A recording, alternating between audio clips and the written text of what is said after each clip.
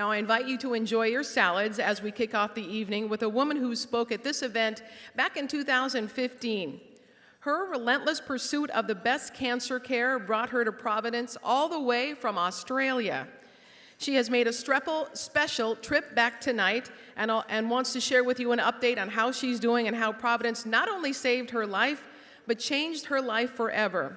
Ladies and gentlemen, please join me in welcoming back to Creating Hope stage, Julie Randall and her husband, Scott.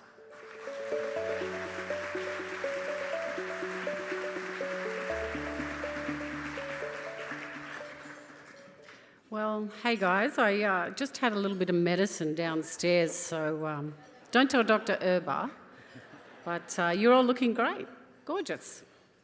So, we're back. Scott and I are so excited to be back here in Portland, catching up with our American family and speaking at this event tonight.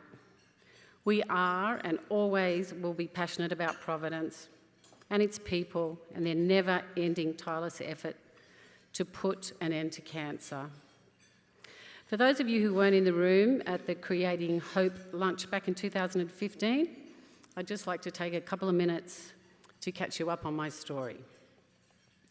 4 years, 11 months, and 3 days ago, I was a fit and healthy woman training for an upcoming touch football tournament. I didn't get to play. I had just celebrated my 50th birthday. I called it my 40th on the invitations, just trying to be funny. But in reality, I was stubbornly resisting the scary leap into the 50s. 5 days later, I was driving to work, feeling invincible, thanking the universe for everyone and everything. My amazing daughters, my dad, my sisters, my brother, my beautiful husband. Okay, that might be stretching it a bit, but anyway, I was practicing gratitude. So there I was, driving along, singing loudly and badly, and I had no clue what the universe had in store for me and my family that very afternoon. After having a long, lazy lunch with some workmates on the picturesque foreshores of Sydney Harbour, I returned to my desk. I sat down, I stood up, I felt strange and something was drastically wrong. And within seconds, everything went black. I had a massive brain seizure right there in the office. The news wasn't good. I had stage 4, fast-moving metastatic melanoma. I had tumours in my brain, lungs, liver, pancreas, and my lymph nodes. There was no cure, it was terminal, I was dying. Chemotherapy was on offer because it might hold things for a little while.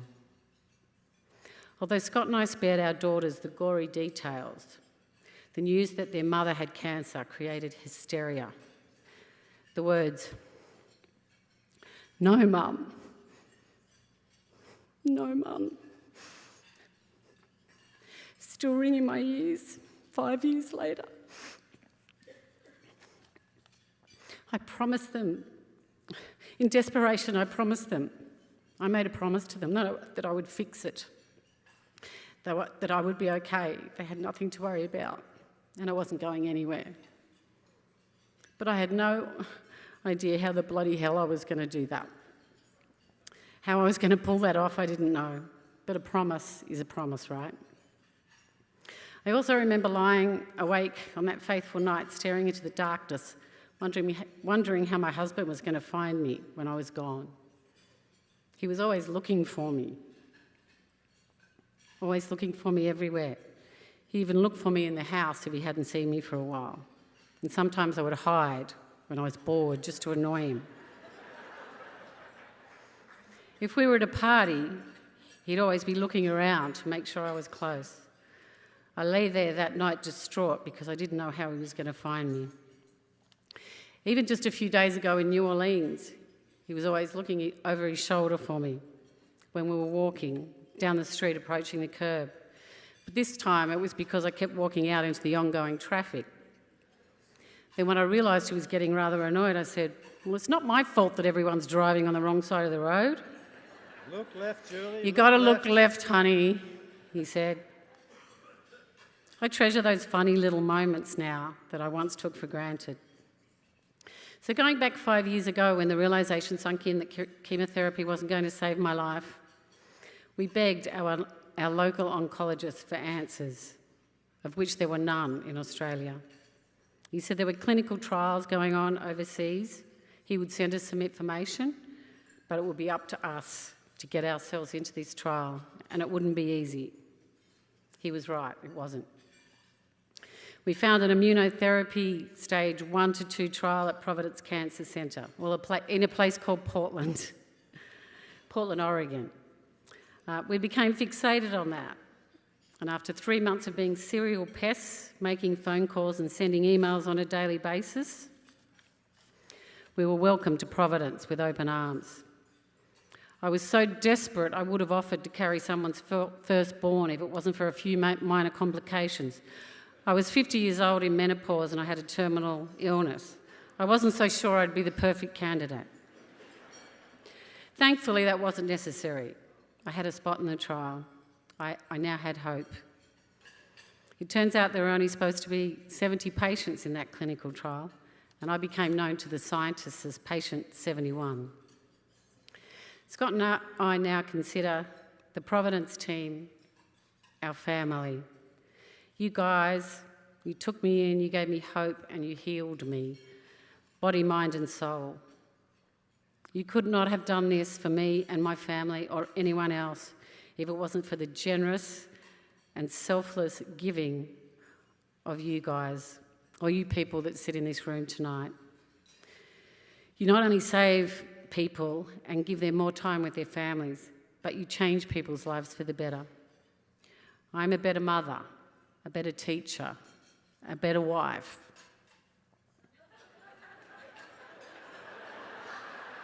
Did he just pull a face? Did he just pull a face? That's just rude.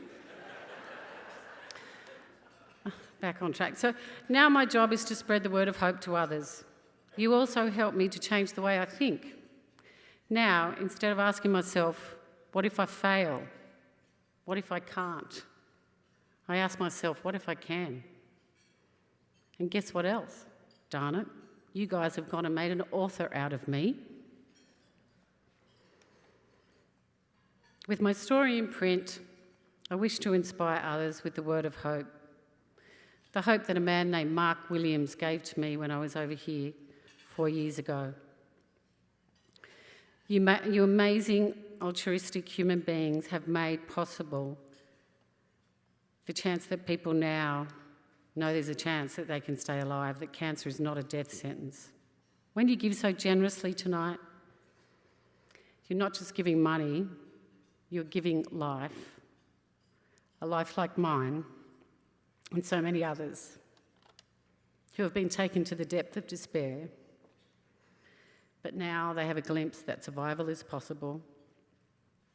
Your donations will enable more research, more treatments, more time and more hope that cancer will end one day. What an amazing and powerful gift you give. You are the reason I survived, little old me from Australia. Your gifts stretches so much further than Oregon. I literally stand here on stage tonight to thank you on behalf of my family. I thank you for my life, and I can promise you all that it will be giving and full of love and laughter, and I always like to keep my promises.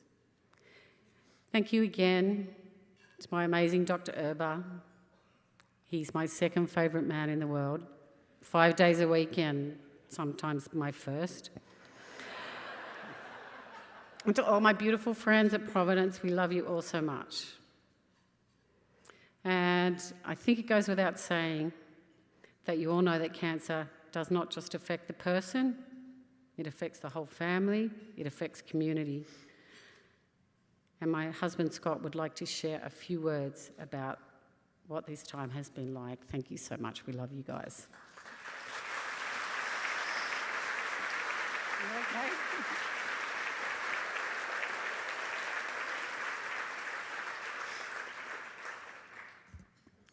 Wow. What a woman. Beautiful, intelligent.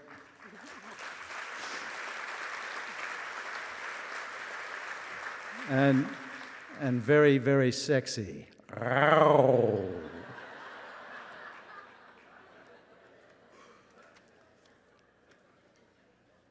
Good evening, everyone. I'm Scott, Julie's husband, and it's great to be back here in Portland, which is our second home. How different it is these days when we come back to the first time when we first arrived here in Portland. We were full of fear. We had no idea what was going to happen. It was unknown. These days, when we come back to Portland, it's a joyous occasion, and we catch up with people friends we've met, and all you people from Providence and the people that helped us, our second family. And we love it. We love coming back here. I especially like to thank Steve and Cindy Harder at this point for helping us with our travel arrangements to get us back here.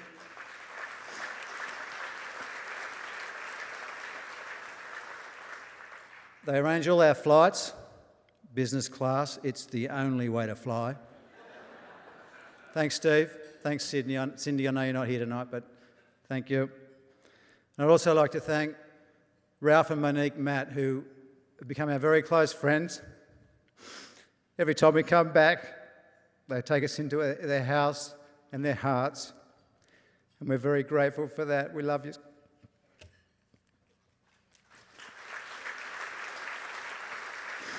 And we're hoping that one day that Ralph and Monique will come back to Australia one time, and we can repay the favour that they've done to us. And I mean, if they get their butts onto a plane one day, I mean, it's not that long. It's only 19 hours, for God's sake. Come on. And if you come back, I might even throw a shrimp on the barbie for you or something like that. So, what have we been doing over the last couple of years that we've been away? Well, a fairly normal, ordinary sort of a life. We've been working hard to make ends meet. We've sold and bought real estate. Julie's written a book. We've been on various holidays. We've been surfing, skiing. Julie's been playing in touch football tournaments, as she's mentioned before. Bike rides around our local lake. Dinner with friends. Celebrating milestones with our daughters, which is very important to us, together. Worrying about our daughters and their future and where they're going and sorting all that out for them. Julie's written a book. Did I mention that already? Yeah, you said that. Okay. A book? We've lost some friends, and we've seen some new members into the family. We've enjoyed romantic sunsets together with a glass of wine. Argued about silly things and made up. Argued about silly things and made up. Argued about silly things and made up. And sometimes we just make up without even arguing, if you know what I mean.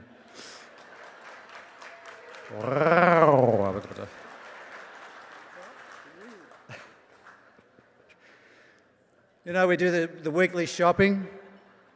You do. I do the weekly shopping, yeah. And Julie has written a book. Have I mentioned that already? It comes out in June, by the way. It's called Patient 71. Now, I know this all sounds pretty boring and normal and whatever, but hey, I'm here to tell you how sweet it is. Because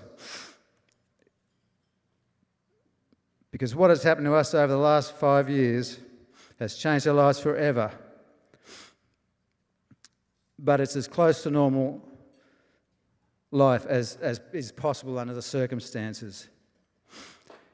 And a life that was given back to us by Dr. Urban and the extraordinary people from Providence who put their heart and soul into keeping people like us happy. By the people from BMS who allowed Julie to go home and have the treatment given to her on a compassionate basis so we could go home to our daughters and our family. And of course, people here tonight, like yourselves, in the audience who give so generously to support Providence and cancer research. We'll never be able to say thank you enough, but I do bring a massive message of thanks from our friends and family back home in Australia. And it's a pretty simple one. Thank you for giving Julie back to us. You see, the work that is done here is not just the benefit of the patients, but for the people like me and our daughters who will get to share life experiences together as a whole family for a long time to come and not have it cut short. So thank you very much and cheers. Have a good night. Thank you.